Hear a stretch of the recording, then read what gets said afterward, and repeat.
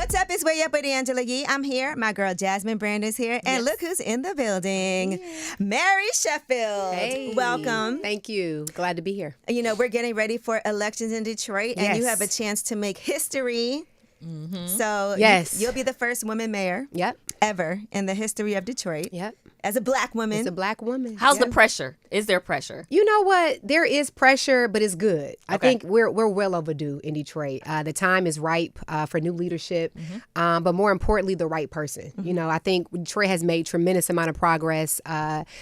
Resurgence of our city is in place, and we don't want to go back. And so not only am I a woman, I'll make history, but I'm the most qualified and I'm the most prepared to ensure that Detroit continues to move forward. But 75 mayors. We've had 75 mayors, and not one of them has been a woman. And That's so wild. I do believe that it is time for a woman to step into that position and lead the city to its next level. You know, Detroit is in a great position right now, but there's so much that has to be done. Oh, yeah. And, you know, I'm a fan of Detroit, and you know that. Always. We've You met always and have been. I've been coming there, you know, for quite some time now.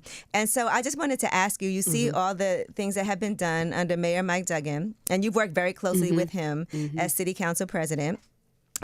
So what are you looking? I want to know from your thoughts, right, and what you've been hearing on the ground. What needs to happen in Detroit to take it to that next level? Well, I would definitely say, without a doubt, overwhelmingly the neighborhoods. I mean, everyone feels that the growth has taken place, but it has not reached further into our neighborhoods. And also, more people don't feel the growth in certain areas, in certain pockets of Detroit. So first and foremost, we have to ensure that the growth goes down deeper into our communities outside of downtown in Midtown, ensuring that housing is affordable, that people actually have access to home ownership and opportunities to thrive from that perspective. We've made tremendous progress in the area of gun violence, but we still have a lot of ways to go. There's a perception that Detroit is not safe, even though the data shows that we have 50-year record low crime in the city of Detroit. So we have ways to go in that regard. But overall, I think raising the incomes, building our middle class, ensuring that Detroit is a destination of opportunities where people, when they graduate from high school and college, they see themselves staying in Detroit and not going to LA or Chicago or New York. But Detroit is that big city, right? We're just like any other emerging city. If we have to make sure that we have the opportunities, the good paying jobs, and the industries that will attract and keep people in Detroit. But I would just say the main thing is our neighborhoods, because people will come and hang out and shop and you know, work and play, but then when it comes to laying their head in the city, they don't know where they feel comfortable and safe doing that. And we have to build up our neighborhoods. Yeah, because it's Midtown, downtown. There's so many neighborhoods that are thriving, but then when you go to like the outskirts, For sure. Right. and you're like, okay, what's going on here? And I will say, as somebody that has property in Detroit, there's been things that have been a hindrance, like blight violations. You know, Get started. sometimes that is really Explain tough, though. what that means, Angela. So let's just say you buy a property and then you're in the process of fixing or whatever, or maybe there's like weeds growing in the front, or and then you get all these violations and tickets, and it can be really expensive because it's also expensive. And I like with the land bank, right, that you can get a property if you live there, but that you also have a certain amount of time to fix it up. Yeah, that's important. Yeah, that's important because you don't want people buying properties and sitting on them, because that's an issue too, or like vacant lots and things like that. So what are some things that can be done also to make it affordable? Because sometimes people want to do that, but they're like, man, I can get my hands on this property, but then I might run out of money while I'm in the process of fixing it up, or, you know, these violations are making it really tough. Yeah, so we're trying to find balance because, as you mentioned, we do have a lot of people who look at Detroit as a place to invest, but then sit on properties and don't do much with them. And so there has to be a balance of trying to get people to bring those properties up to code. And if we see progress, then we should leave you alone and let you continue to contribute and redevelop that property. But also, if we have bad actors, then we have to go after those individuals and give them tickets. Right. We're looking to reform some processes with the land bank, because the land bank has been a gift and a curse, to be quite honest with you. I mean, wherever you go in Detroit, people have some really good stories about issues that they've had with the land bank. But the main thing is we want people who are in Detroit also to have access to properties to develop. And then we also have to encourage developers as they're coming, even with yourself. You're developing affordable units, right? You're paving a way for people who are coming back from incarceration are affordable. Mostly affordable. Exactly. And that was a part of an ordinance that I passed that as new development comes, a portion of it should be set aside for affordable housing. Yeah. And I think we have to keep inclusionary policies like that in place to ensure. I enjoy that because I wanted to be part of that, right? Buying in Midtown, amazing neighborhood. But then you also see, it was interesting because I was there for Afrofuture and I was walking down Woodward and I was going to like an event. And I see like the bars, but the bars are full of white people. And Detroit is such, what I love about Detroit is the history of it, the soul of it, Motown, and I was like, dang, where's all the black where we people? at? What happened? But they said there was like a baseball game. And so sometimes when there's baseball games, you know, certain people take over certain neighborhoods. But you also want to make sure that people feel included. Of course. You know, like in the downtown and going into the bars and the establishments. There's a Gucci store now. Exactly. An Apple store coming. Yep. And that's important because as Detroit grows and the resurgence takes place, you have to have a balance of preserving the culture and the authenticity of what Detroit is, the historic nature of Detroit, but also welcoming growth, right? And so that has always been a delicate balance for generational Detroiters that have been there, is that we want growth, but we don't want to be displaced and we don't want to lose the culture and the authenticity of what Detroit is, which I believe is what separates us from a lot of major cities. To be quite honest with you, I mean, Detroit is one of a kind. We're also not as fully developed as a Chicago or a New York or Atlanta. So we have a lot of unique opportunities in the city of Detroit. And that is, I think, what is so important with this next phase of leadership is how do we usher in development, but protect and support those that have been here as well, too, so that everyone feels included in the growth of Detroit and is not being displaced as well. How do you feel when people get very critical of, you know, people in the quote unquote establishment working with corporations? You know, we see that all the time. Like, we might see like, okay, well, why is such and such supporting Mary Sheffield? That goes against what we believe in as, you know, somebody that, because I see that all the time. You know, they'll be like, Dan Gilbert is, you know, we see them supporting Mary Sheffield, but that's not what we're standing for, and blah, blah, blah. I want to see how you would respond when people criticize. My record is very clear. I've been pro-people, pro-progress this entire time I've been on council for 12 years. When a vote comes down before council, my position has always been about the betterment of the city and the people who I represent. As mayor, I am the executive leader of Detroit. And so I would need to work with everyone. And in order for Detroit to move forward, we have to have strong public-private partnerships. And so I would need to work with all of our corporate partners to ensure that we're creating affordable housing, good paying jobs, that we're investing in our neighborhoods. And so to me, I want to be a mayor that can work with everyone, but always stay true to my values and what I believe is important, which is always people first, neighborhoods first, and Detroiters first. Because you can get it done. Always. As long as you, and you can get it done in a way that y'all can be partners. For sure. Most definitely. And I've seen it firsthand on council. So, I mean, and that's what I think is important, that we lead that way, that we bring people together to the table to address the critical needs of Detroit. In terms of this actual race, what's been the biggest challenge for you? The biggest challenge in the race, trying to have some balance of my personal life. Really? I am 100% like absorbed with this race. I feel like everyone, you're like that as city council yes, too. Exactly. Yeah. Everyone's like, you got to have a little balance. You know, you got to take a couple of days. I say there's no days off. Okay. Like we're 60 days away today, I think. Tomorrow, right? Tomorrow. Okay. 60 days away from history being made. The first Black woman being elected to mayor of Detroit. And so for me, this is bigger than me. This moment is bigger than myself. So I think the hardest thing has really just been trying to allow myself some grace to have some rest. But I'm excited. I believe that I am what Detroit needs. I have a record of delivering for the city of Detroit, and I see so much potential in our city. And so I'm excited about what's to come for Detroit. Okay. Yep. Now, if you think, you talked about gun violence earlier, what are some things, and I know we talk about programs and making sure that people have employment opportunities.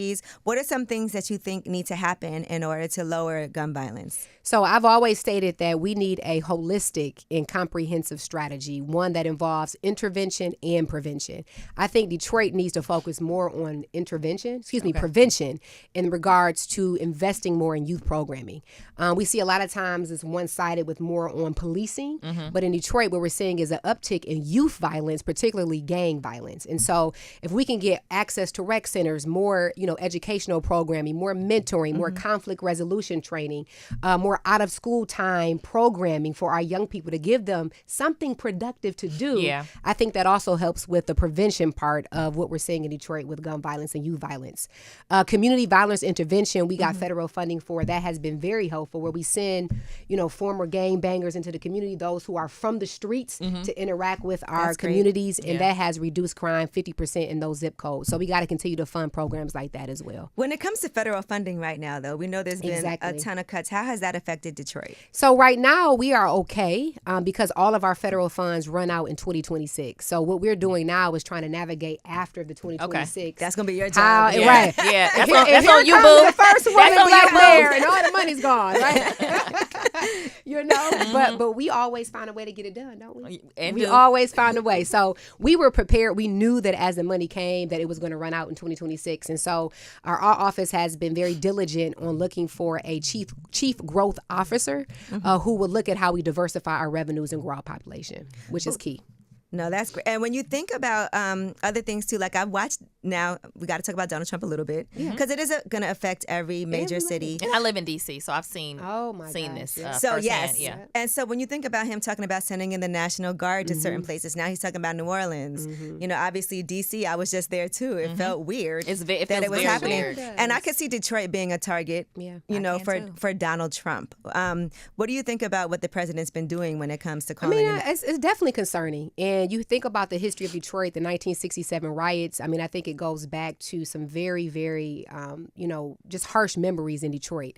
And so we never want to bring the National Guards in the city. And so I'm going to do my best to strengthen relationships with other cities, to work with our neighboring urban mayors to figure out ways that we can fight back and stand back against those type of efforts. But we are trying to crack down as much as we can on creating a holistic approach to gun violence, because when it comes to crime in these cities, to me, sending the National Guards is not the answer, right? That's not going to stop. I think it goes back to housing. It goes back to education. It goes back to the underlying issues. And I think we have to have more funding for those issues. I've been watching and following a lot of these stories of things that are happening with everybody it was a really huge mayoral race to see who was going to be the candidate, right? Yeah. And there was so much. I did. We don't even live there, and I was just like locked in. And we came for your announcement when Judge Mathis was there. Yeah. I popped out for that. I know you did. You did. Like, we gotta go. Right there. I popped it right out just as a regular spectator. I don't be wanting no special treatment because I am always going to come and support, because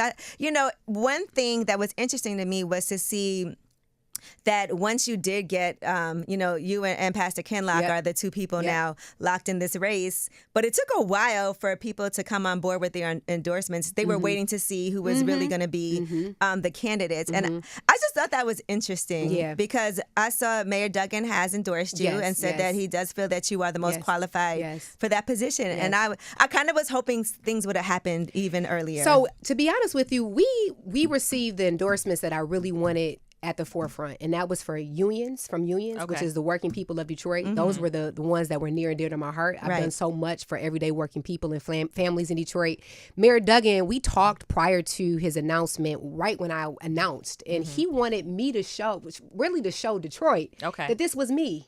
This was not him. And I respected that because, had he endorsed me early on, there would have been this perception that it was because of him. Right. Y'all already have a relationship with or it was his endorsement. His endorsement. Yes, that makes sense. That got me here. No, it was the hard work of myself, my campaign, and the record that I've done, what I've done in the city of Detroit for 12 years. So him coming after that, I think, was respect for me, my ability to run, and just showing that, hey, he's just a little extra icing on the top of the cake. Yeah. But you're right. You're right. The union for city workers. Tons of unions came in. And what I think is great is that you have both sides. So you see the balance there because those are things that need to work in conjunction with each other. You can be pro people and pro business. Doesn't have to be one or the other. How do you feel about people turning out to vote? I mean, I see so many endorsements from people, like seeing Ice Wear Bezo super involved in this race. I enjoy seeing things like that. Big Sean song that he did. That's a big deal. Yeah. But some people also look at that like, these celebrity endorsements. But why are celebrity endorsements important? I mean, you have to reach people where they are. Some people look up to our celebrities, our influencers. They follow them. And so for me, I've always been big on just reaching people where they are. If it's a pastor, if it's an influencer, if it's a union, we have to touch people all over. And so we do have a lot of work to do, though, to get our voter turnout up in Detroit. People don't understand that the mayoral race is just as, if not more important than the presidential race. Yeah, it's going to affect them so much. I mean, directly. I mean, the resources directly that impacts your quality of life. And so we had about 18% voter turnout in the primary, and we're hoping that we can get it a little bit higher for the general election. Because I know usually the primaries aren't as, they're not traditionally as big a turnout, but you got to make sure that you go out and vote because people have a chance to make history. How do you manage to work with people that ran against you and said crazy things about you? I've always wondered that in general. Well, she's about to take a drink of water. I was. This is where the growth comes in. But someone told me a long time ago, in politics, no permanent friends, no permanent enemies, just permanent interest. And over the years, I've learned to not take anything personal. And at the end of the day, I would tell you, running this race has really reminded me that the most important thing is to move this city forward. There's a huge responsibility, a huge weight of responsibility upon me. And I just want the right people around me. And so, to your point, there's 2 current former candidates who are going to be endorsing me this one next week and the following week. Okay. Who are in the race. We reached out and we're actually so entertaining too. Right, you must be a this show, is a right? movie. This, by the way, is a documentary right here. So they'll be coming over. This is a historic race. It is. Yeah. But I reached out to all of them. And 2 of them, as of today, will be coming over to support me for mayor. I love that. Because for me, as somebody who's not a Detroit person, right, but I come there quite frequently. Yes, I remember when Pastor Kinlock announced that he was running, and people were like, "This is going to be a tough one," because he has such a huge congregation, and people were actually very nervous and worried. But I think when we saw the primaries and we saw how what those numbers were looking like and what the funds raised were looking like, it kind of felt like, because I always was Team Mary, right? You are, and there were people who were reaching out to me behind the scenes, like, so you're just gonna endorse Mary and you're not gonna, and wanting me to, but I'm like, I've seen the work that you've done. I've been present to see you like be out in the community. I've seen like, as far as anybody who has been in this race, you're the person that I've seen like front and center. Yeah. And sometimes people can also be very wary of people who are politicians too. That's another thing. I think that's normal at this point. That's a normal thing, right? Of people that can be like, well, she's establishment, she's this and she's that. But I also feel like, this is a great opportunity because I don't see a lot of mayors that are just like, I'm calling you the mayor already, but that are just as present as you have been, even before you announced that you were running, even before you were city council president. You were outside doing so many different things. And I knew that we could, people could call on Mary to show up to something or with an issue. And she was always going to be, okay, what can we do? What do I need to do? And she held us accountable. When we were doing that building, she was like, she checked in and was like, Angela, what's going on with the building? Did y'all make sure? Yes, I promise you, I have the best of intentions. And then on calls, Angela was like, look, y'all, we got to make sure. She'll be on Ain't nobody making Mary look bad. Exactly. And I heard everything is going well. Yeah, everything's going well. We're almost full. Yeah, almost. I gotta come tour it next time you are. We're gonna do something else, okay? But I just want to commend you for everything that you've been doing, because I also have been watching. I mean, politics has a lot of mudslinging when you're running for office, and I've seen you really just be focused, addressing things that are not true, making sure people know, because I saw a whole lot of things that people were saying. But I think right now we're at the point where people are like, this is what it's about to be, and they're happy about it. I agree. Because sometimes we're voting for somebody to be a mayor. I'm not going to name no places. But you're like, I'm just trying to pick somebody who's not as bad as the other person. But I think you're a person that people find to be like refreshing and excited to want to see win. I agree. And I think for me, a lot of people, and I hear this in the community a lot, they don't really see me as a politician, to your point. They just see me as them, and I've always tried to keep that that authenticity with just being a public servant at the end of the day. And I am in politics, but I always just try to be as real and present as I can be, down to earth, accessible. And I think that is what so many people gravitate towards me for. And as mayor, I want to be the same way. So very excited about this race. Detroit has overwhelmingly showed me support, and we are going to keep fighting for the issues that I hear about every day, whether it's housing and gun violence and education, lowering our property taxes, which is another big one as well too, growing our population. All of these things matter because Detroit is a world-class city. And I'm excited to be the leader. And I see a lot of people moving back to the city that was from there. I see people being like, let me just go on on ahead and get some property now. Come on home. Yep. Come on home. We actually are creating an initiative, Come Home. It's called Come Home Detroit. It's geared towards native Detroiters that left to come back home to the city of Detroit. GMAC need to do the song for that. Exactly. Can we get GMAC to do that? Exactly. Yeah. Right. Because I see that right now, for the first time in decades, it's been an increase in the population. For the first time. For the first time in decades. So that energy has to keep on going because it's a place that's beautiful. It is. And, the people there are amazing. So, they are. See, and the food is good, too. I like to eat. Food is good. But I can't wait till you have a personal life. I don't see when that would happen, Angela. Listen, I don't see. You got to figure it out. Yeah, I don't see when that would happen. Because I done seen you at dinners. I'm like, there's an empty seat. No, and I just asked him, like, you engaged? Like, you married? Like, yes, I did. I got engaged in December of last year. I think I told you. Yes, you did. Congratulations on that. So he gives me a lot of balance. A lot of support. Was there before you were engaged, right? Being a single woman, was there criticism for that? Because sometimes people do treat women a certain way, and they do that with men too. If you're not married and you're in politics, not really. Okay. Not for me. I honestly didn't. I mean, there was some concerns that people would say sometimes that, if you don't have a family, people may not look at you as mature. Okay. But aside from that, no, for the most part, things have been good. This mayoral wedding is going to be amazing. Oh, yeah. Get your tickets now. I'll make sure you get an invite. I get your tickets. Oh, my God. Your tickets. Christ, man. But congratulations. We'll be watching this race, and I appreciate you for being here. Thank you as well. Thank y'all. It's way up.